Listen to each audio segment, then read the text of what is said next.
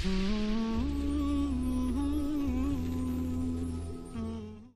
সম্পর্কে তো কথা আমি বলি না কেন, আপনি জেনে নেন।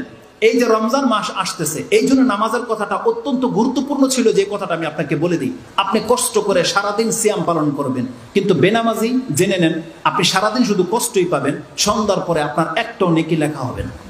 কারণ বেনামাজির সিয়াম তো দূরের কথা, কোনো ইবাদত কবুল হয় না, কোনো ইবাদত কবুল হবে না। এটা তো দুনিয়া তো হয় না। আপনাদের মন খারাপ মনে হচ্ছে কেন? মন খারাপ না, আপনার নামাজবিহীন আপনার ইবাদত কবুল হবে না, আপনার মন খারাপ হওয়ার কথা না? বলে কি আমার তো মন খারাপ হবে, এত ইবাদত করি, আমার নামাজ না পড়লে যদি সব নষ্ট হয়ে যায়, আপনার মন খারাপ হওয়ার কথা না? যদি মন খারাপ হয় তাহলে আপনি নামাজ পড়েন। এটা তো দুনিয়া। আপনি হয়তো আমার কথাগুলোকে তুচ্ছ তাচ্ছিল্য করে ফেলে দিবেন, কিন্তু কিয়ামতের রেজাল্ট কি? কিয়ামতের মাঠে কি হবে? আমি যে আপনাকে বললাম নামাজ না পড়লে তার ইবাদত যে কবুল হয় না, আরে আমি যদি দলিল না দিয়ে দেই আপনি আমাকে থেকে যেতে দিয়েন না, কারণ অনেক বড় কথা বলেছি, কিন্তু এটা অনেক দামি কথা, অনেক পাওয়ারফুল কথা। তার মানে কি? আমি চ্যালেঞ্জ করে বলতেছি এখানে লা ইলাহা ইল্লাল্লাহ আপনাকে বাঁচাতে পারবে না যদি আপনি বেনামাজি হন।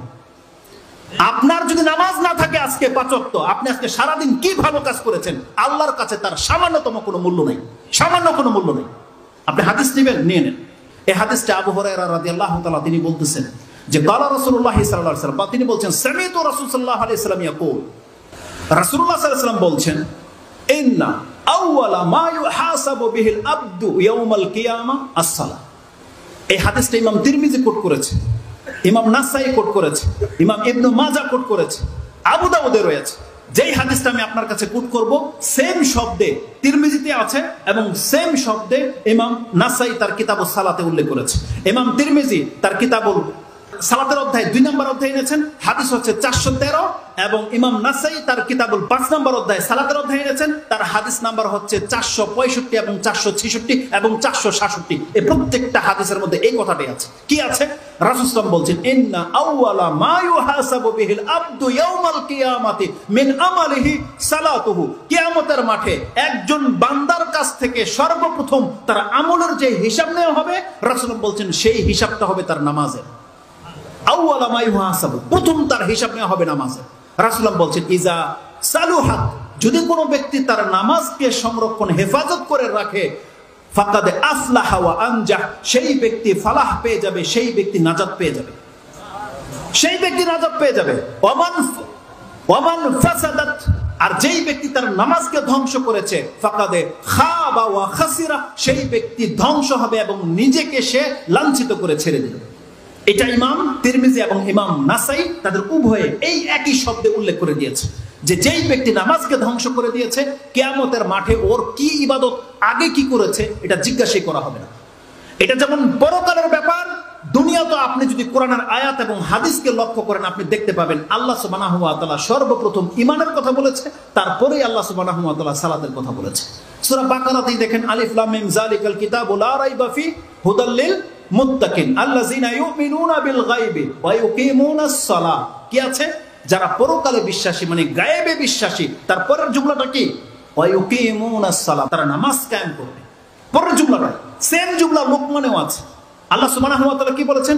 আলিফ লাম মিম তিলকা আয়াতুল কিতাবিল হাকিম হুদাও ওয়া রাহমাতাল লিল মুহসিনিন আল্লাযিনা ইউকিমুনাস সালাহ। আল্লাহ বলছেন এই মুহসিনদের জন্য এই কোরআন নাযিল করা হয়েছে। তারা কারা? যারা নামাজ কায়েম করে। প্রথমেই হচ্ছে নামাজ। সূরা মুমিনুনের মধ্যে কি আছে? আল্লাহ প্রথমে বলে দিয়েছে কাদ আফলাহাল মুমিনুন, নাজাত পেয়ে গেল মুমিনরা। কারা তারা? আল্লাযিনা হুম ফি সালাতিহিম খাশিউন। আল্লাহ শুধু একথা বলেনি যে তারা নামাজ পড়ে, আল্লাহ বলছেন শুধু নামাজ পড়ে নয়, বরং তারা তাদের নামাজে বিনয়ী, আল্লাহকে ভয় পায়, নামাজ খুশুখুজুর সাথে নামাজ পড়ে। এটা হচ্ছে মুমিনদের গুণ। মুমিন হতে হলে আপনাকে নামাজে বিনয়ী হতে হবে, যা ইচ্ছা তাই নামাজ পড়লে চলবে না।